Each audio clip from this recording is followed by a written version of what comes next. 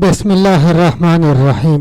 کبھی کبھی ایک بندے کی عبادت ایسی ہوتی ہے کہ فرشتے بھی حیران رہ جاتے ہیں۔ یہ واقعہ حضرت عمر بن خطاب رضی اللہ عنہ کے دور خلافت کا ہے، جب مدینہ کی فضاؤں میں ایمان، تقوی، عدل کا نور پھیلا ہوا تھا۔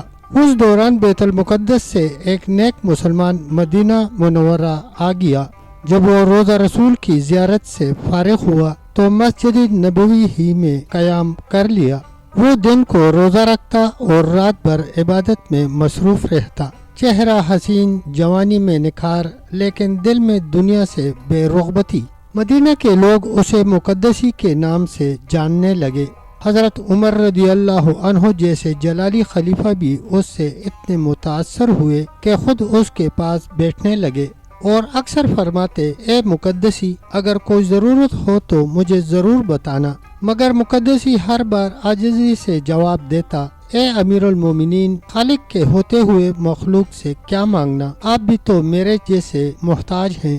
یہ سن کر حضرت عمر رضی اللہ عنہ خاموش ہو جاتے، لیکن دل میں اس عابد کے لیے عزت بڑھتی جاتی۔ وقت گزرتا گیا، یہاں تک کہ حج کا موسم آ گیا۔ لوگ قافلے بنا کر روانہ ہونے لگے۔ مقدسی نے بھی ارادہ کیا کہ اس سال وہ حج ادا کرے گا۔ جب قافلہ روانہ ہونے لگا تو حضرت عمر رضی اللہ عنہ خود مقدسی کے پاس آ گئے۔ یہ الوداع کا لمحہ بڑا روحانی تھا۔ مقدسی نے کہا، اے ابو حفص، میں حج پر جا رہا ہوں، میرے پاس ایک امانت ہے، اگر آپ چند دن کے لیے اپنے پاس رکھ لیں تو مہربانی ہوگی۔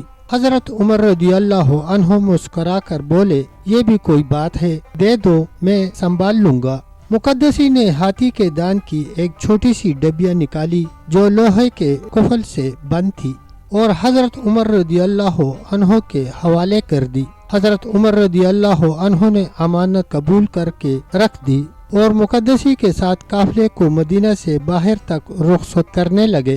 حضرت عمر رضی اللہ عنہ راستے بھر مقدسی کے ساتھ چلتے رہے، بار بار تاکید فرماتے رہے، راستے میں اسے کوئی تکلیف نہ دینا، یہ اللہ والا بندہ ہے۔ مقدسی اپنے رب کی راہ پر اور حضرت عمر رضی اللہ عنہ کی آنکھوں میں ایک انجانی محبت کے آنسو دیکھتا رہ گیا۔ اللہ کے نیک بندے دنیا سے کچھ نہیں مانگتے، وہ صرف اپنے رب کے سامنے جھکتے ہیں۔ مقدسی کی عاجزی اور زہد آنے والے امتحان کی بنیاد بن رہی تھی، ایک ایسی آزمائش جو اس کی پوری زندگی کا رخ بدل دے گی۔ پیارے دوستو، تب تک اتنا ہی، ملتے ہیں انشاءاللہ ویڈیو کے اگلے حصے کے ساتھ۔ تب تک کے لیے اللہ حافظ، اللہ نگہبان۔